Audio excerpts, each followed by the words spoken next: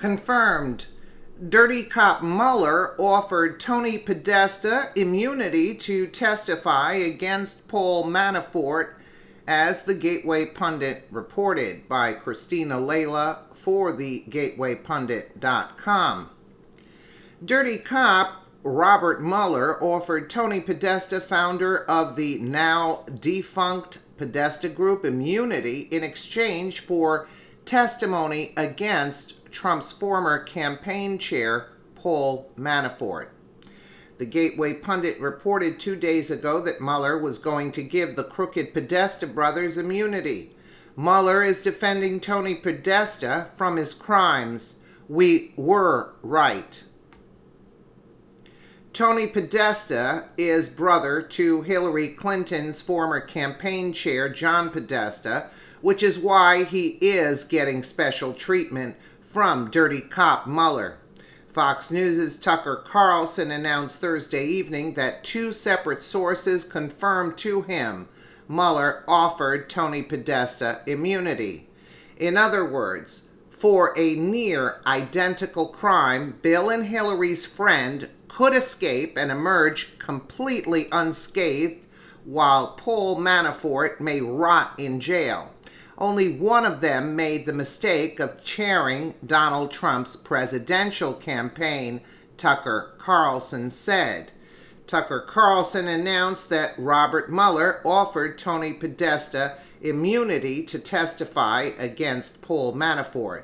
Former Secret Service agent Dan Bongino unleashed on dirty cop Mueller over the revelation he gave immunity to Tony Podesta. The Mueller probe is a disgusting abomination of justice. Not only is Mueller ruthlessly trying to overturn the election, but he's desperately trying to cover up for the DOJ and the Clintons. Fire Mueller immediately, and let's move on from this national disgrace, Bongino tweeted. Yep. The Podesta Group, the now defunct lobbying firm ran by John Podesta's brother, Tony Podesta, was lobbying a pro-Kremlin Ukrainian political front, yet was never issued an indictment from Mueller, even though they failed to register as a foreign agent. Trump's former campaign chairman, Paul Manafort, however, was indicted and jailed for the exact same offense. It gets worse. John Podesta was working for the Obama administration, helping his brother, Tony Podesta, lobby on behalf of foreign companies a month after Hillary left the State Department. Judicial Watch recently obtained 5 pages of records from the State Department after filing a FOIA lawsuit. Both Manafort and the Podesta Group had to file Foreign Agent Registration Act forms disclosing their lobbying activities for groups like the Party of the Regions and some other fronts associated with Ukraine. Only Manafort was indicted for not filing those forms properly and on time when he should have, Fitton said. The Podesta Group, a mega Democrat lobbying firm, was not indicted, nor was Mr. Podesta himself, Fitton continued.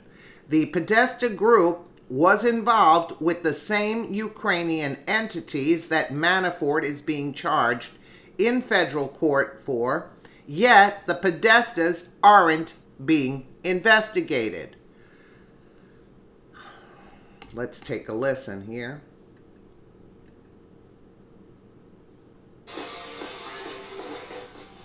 Several months ago in this show, we broke the story of Tony Podesta's lobbying for Ukraine. Podesta, of course, is the founder of the now defunct Podesta Group, which for years was one of the biggest Democratic firms in Washington. He's also the brother of Clinton campaign chairman John Podesta.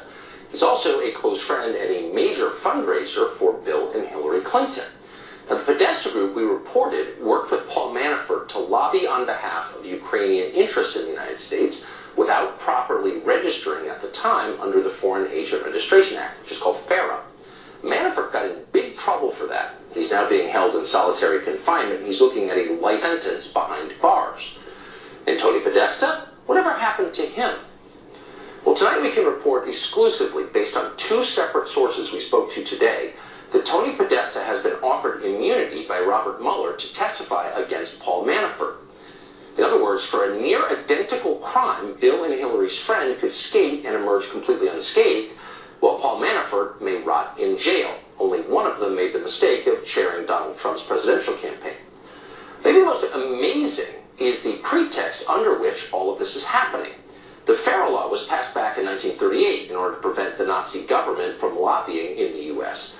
Over a 50-year period, from 1966 to 2015, a total of only 7 people were criminally charged under FARA. Many more could have been charged. Washington is brimming with unregistered foreign agents and has been for decades. And yet only 7 people were charged over 50 years. And yet in recent months, 3 people have been charged under FARA. What do they have in common? You guessed it, some connection to Donald Trump. Federal laws ought to be enforced. Unlike the left, we actually believe that. But they must be enforced equally, or they're not laws at all. They're political cudgels and tools of social control. They become illegitimate and scary. In this case, ought to make you nervous. Isn't that disgraceful? Too bad we didn't have a clip of Dan Bongino there I mean, isn't it disgraceful? You see how the deep state plays? You see how they're playing? Where you know that Tony Podesta and John Podesta are guilty of many other crimes that they weren't convicted of, and yet they're walking free, and they have Paul Manafort in jail, and these people get a pass every time for their criminality. I say, it's time to start prosecuting Robert Mueller also, because he is a dirty cop. It is correct that he's a very, very dirty cop. Let me know what you guys think in the comments below. And again, thank you so much for watching.